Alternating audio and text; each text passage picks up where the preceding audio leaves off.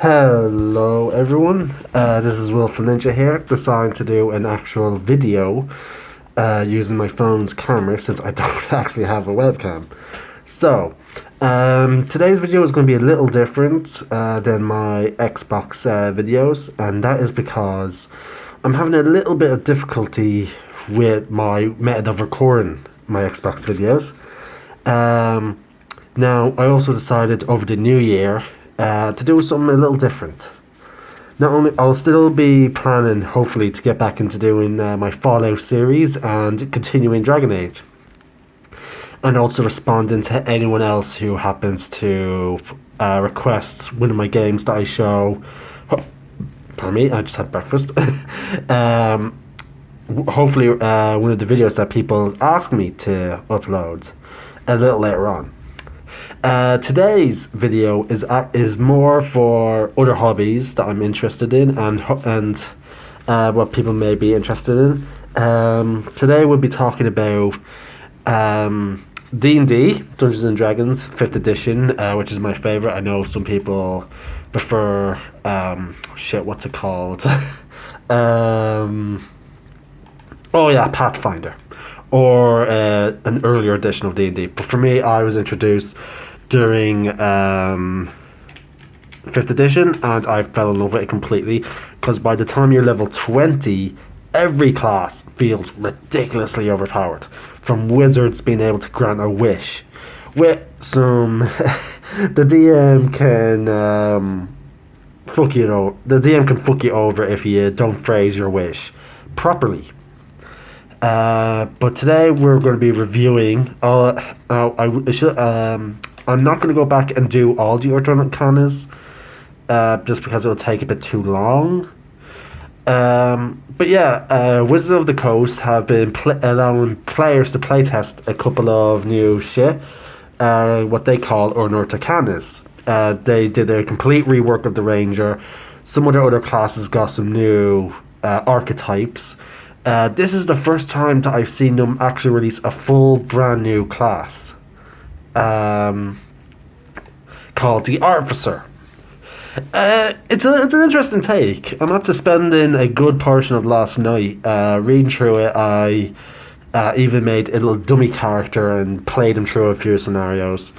It has a lot of role-playing potential, which personally I feel few of the classes don't get enough of. It's all about combat, which to me they need to have some role-playing purposes, but the Ranger had a lot of it, but that led to his unpopularity because this one's getting in the way.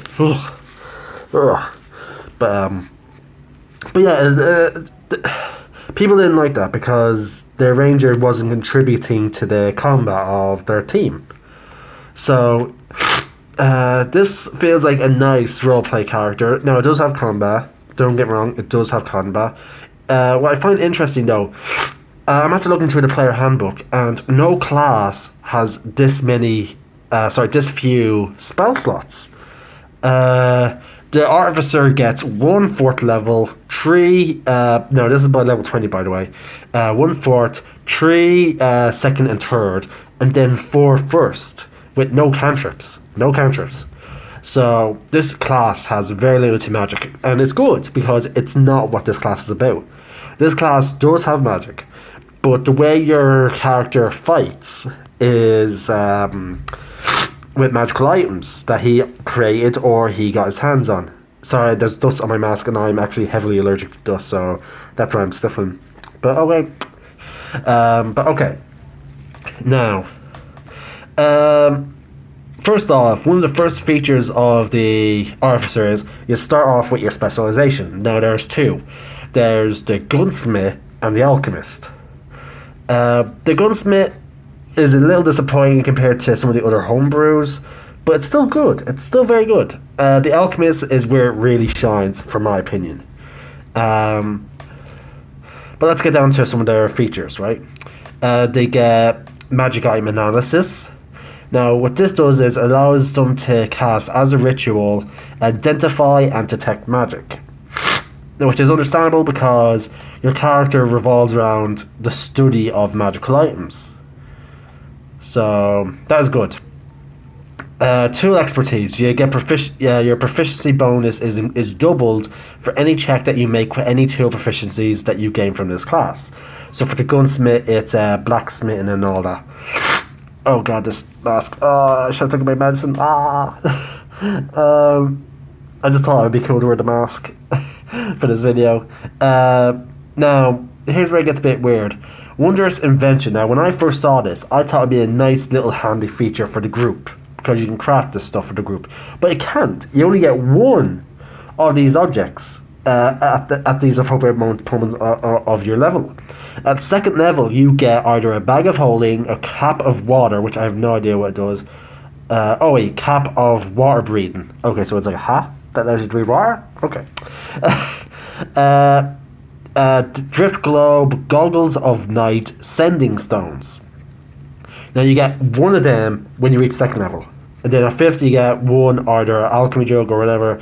Now it goes on, like some of their items are actually very good, especially when you get up to like 20th level, like Eyes of the Eagle, Gem of Brightness, Gloves of missile snaring, Gloves of Swimming and Climbing, Ring of Jumping, Ring of Mind Shielding, and Wings of Flying. So they can be quite useful, and it allows you to customize your alchemist a little bit more. I was a bit disappointed that you can only have one of these items, but I suppose it stops the group from being overpowered. But as you might have noticed, you don't have. I never said about their cost to get them. You just get them. It says hold on. Crafting an item is a difficult task. When you gain a magic item from this structure, it reflects long hours of study and tinkering and experimentation that allows you to finally complete them. You are assumed to work on this item at your leisure time and finish it when you level up. So the game is basically forced. Here's where I don't like it. It's basically assuming that you have, like, every D&D session, you yourself has to say, okay, I'm going to work on my invention. It's a bit annoying, but because it means your leisure time has to be taken up by something. Spell casting. Now you get some spells. This actually has its own spell list. It doesn't use the wizards or thing. It has they actually picked spells for it at the end. And I'm going to get into them right now since they're part of the third level gang. I looked through all the spells. Every single one of them is role playing. There's a few combat ones, but the only way they're combat is they protect you, or teleportation. They're like, hard to put, like they have stone skin, stone shape. Like it's all about before combat or stuff that you would use mid combat, but they're very limited. So it's interesting. It's sort of how I would picture playing a blade singer from Sword Coast Adventurer's Guide. If I was playing I am currently playing as a blade singer in one of my D&D sessions. A blade singer's spells are all reflecting, like from level 1, I pick spells that will allow me to get into combat, as a blade singer. So that's what I pick. So it's very reminiscent of that.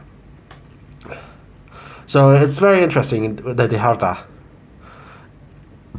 Your spellcasting ability is determined by your intelligence. That is your attribute for this. So intelligence will be one of your high stats. Maybe then dexterity, I think. I don't know about the firearm yet.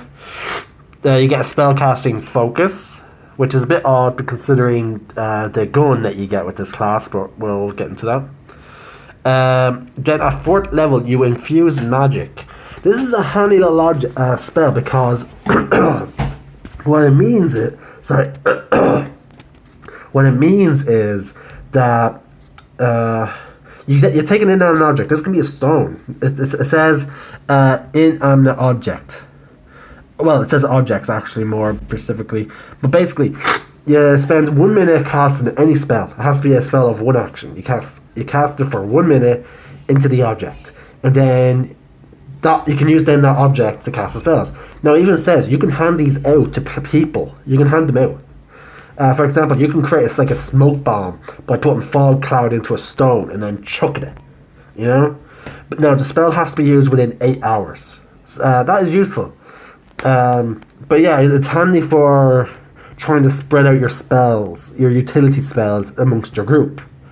Then you get your usual ability score modifiers. You have a limit. Oh, you can only limit infuse spells based on the equal of your intelligence modifier. So that's why you would have that be, high up. Then you get now. Here's where it gets really cool. You get superior attunement. At 5th level, you can have 4 rather than 3 magical items that require attunement to you. Then at level 15, you get 5. And then when you reach level... where is it? There's when did I get you? 6. Where was that? Okay, it's not there yet. It's not mentioned there.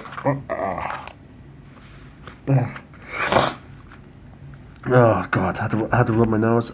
Oh, it's getting all itchy and all that. Oh, I hate dust. But yeah, here's where it gets a little bit more annoying for me. Now again, this class is great. Like it fills the gap that something that had to be done. You get a mechanical servant.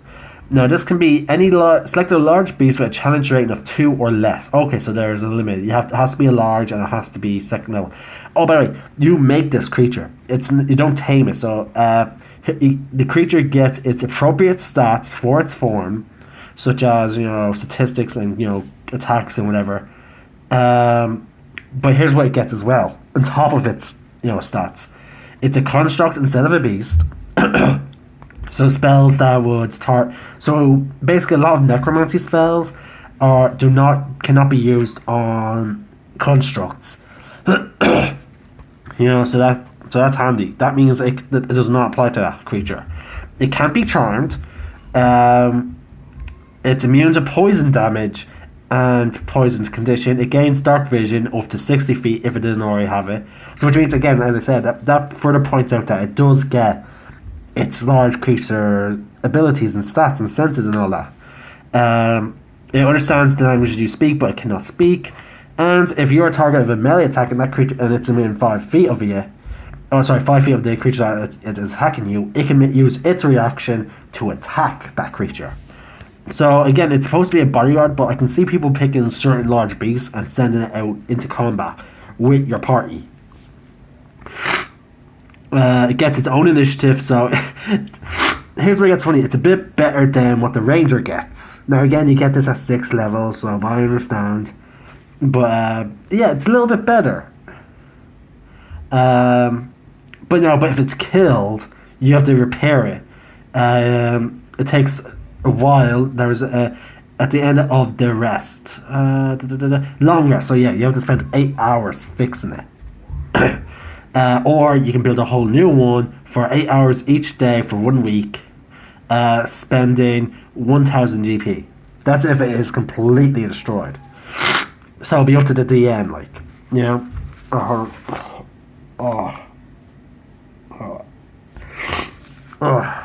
I don't know why Anonymous wears these masks. They're very annoying.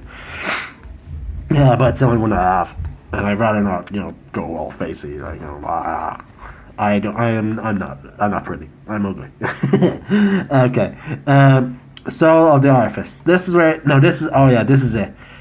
You get 6 magic items attuned to you now, and you get a +1 to all your saving throws per magic item currently attuned to you. So that's +6 on top of, say, your potential proficiency, and then your ability modifier. So that is great. Now here's the specialist. The alchemist is.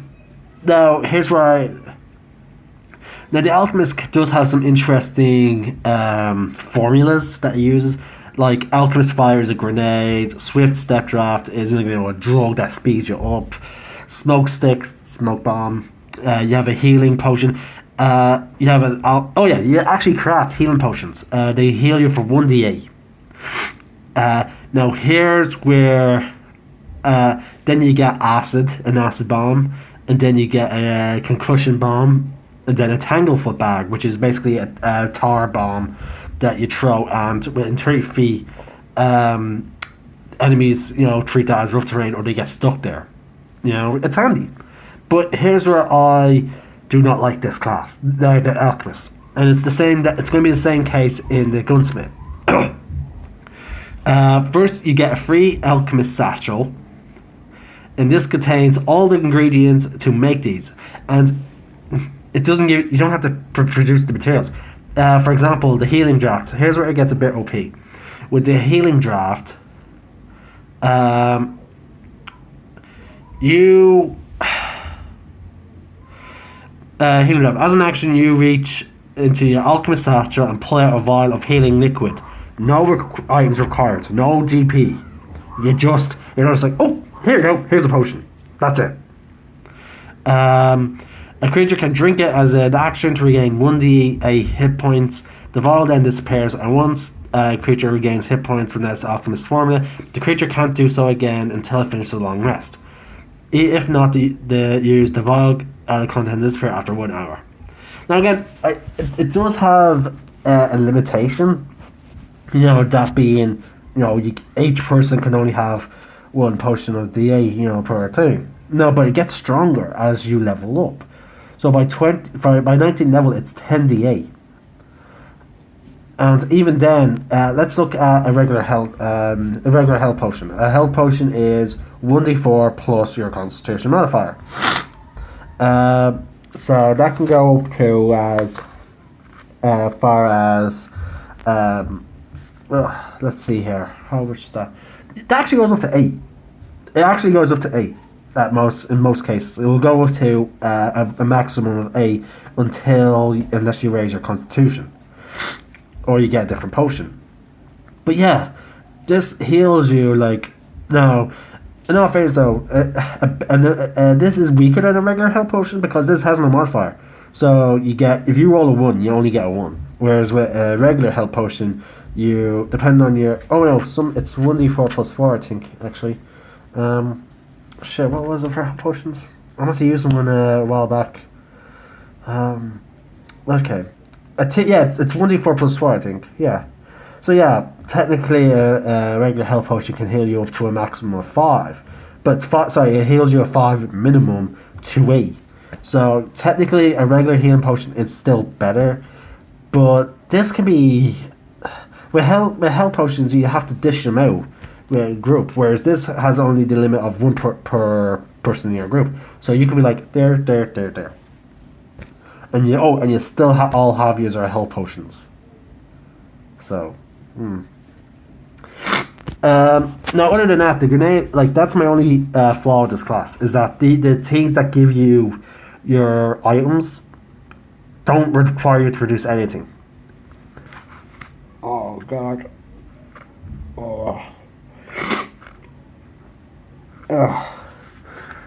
I should really start taking my medicine before I even think of doing these videos with this mask. Okay. Next we have the Gunsmith. Now I was looking forward to this. When I saw this at the first page where it says specialization, I was looking forward to this because I've seen multiple homebrews, about 3 of them, that use guns. And to be honest with you, they're all actually pretty good. Now, this you get one gun called the Thunder Cannon. It's a 2-handed weapon. Sorry guys if you just want to go all pistol-y, but no, you get one gun. It's a rifle.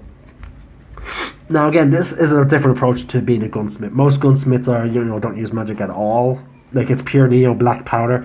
This is using magic as well, so it's a little combination. You get the weapon, you don't build it, you're just like boom, there's your Thunder Cannon, that's it.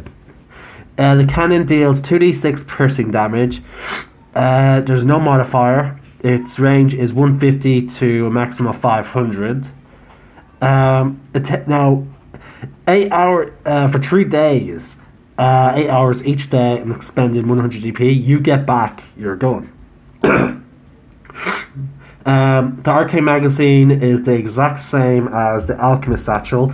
You pull out bullets and whatever items you need to use for your gun to shoot. That is it. It can produce 40 rounds of ammunition. After each short rest, you can produce 10 rounds. So So yeah, so you get 10 bullets every short rest, and then 40 at the end of a long rest. Now, if you lose it, you have to spend materials to remake it, but that's it. Thundermonger. Now, these are specialist sets. Basically, you're channeling your magic into your gun to create these different effects, and they're very reminiscent of certain other guns. For example, Blast Wave is very reminiscent of turning your Thunder Cannon into a shotgun. Thundermonger, you just add lightning damage. It's just boom, thunder damage. That's it. Piercing, that is a line attack. Think of it like an anti-material rifle or a rail gun. You pick one line and you fire at each enemy in that line for 30 feet gets hit. And some of these get damage bonuses based on your intelligence. So, and then there's DCs of dodging. So, and then you get an explosive round, which turns your gun into a grenade launcher. Now, I like this class. There are some things I don't like about it, but but I do like it. It fills the gap. In terms of RP and leisure time, I would actually allow if I was DMing a person who was playing this, I would actually allow them to make extra shit outside of combat, like enchant shit, and then allow them to use their blacksmithing tools to make, other things. Now, here's what I find it's funny. There seems to be no limit of using the alchemist satchel and the cannon. So technically, you could actually craft another thunder cannon and give it to someone. Now, it will only, I would not rule that it can do all the shit that your thunder cannon can do, but it can still shoot it, dealing 2d 2d8 damage, 2d6. So yeah. Oh yeah, but you're proficient with it. Sorry, they won't be proficient, but you will be. So yeah, I would allow them to do that.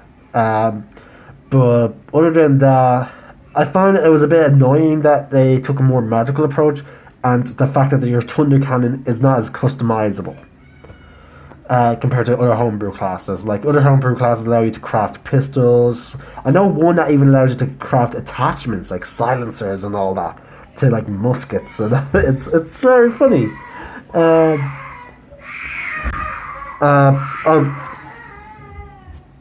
I'm sorry about that.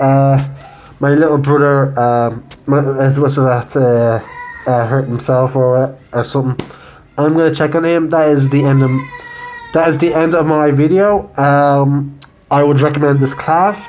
For those of you that liked the alchemist approach of it, I'll be adding a link in the description of this video for Dawnforge, a well-respected D&D YouTuber. Him and his community has made their own alchemist class completely for free. I just downloaded it. It is looking amazing, and it's very customizable. So happy gaming. I recommend you try these unearthed arcanas. I'll be adding a link in the description below for their archive of them.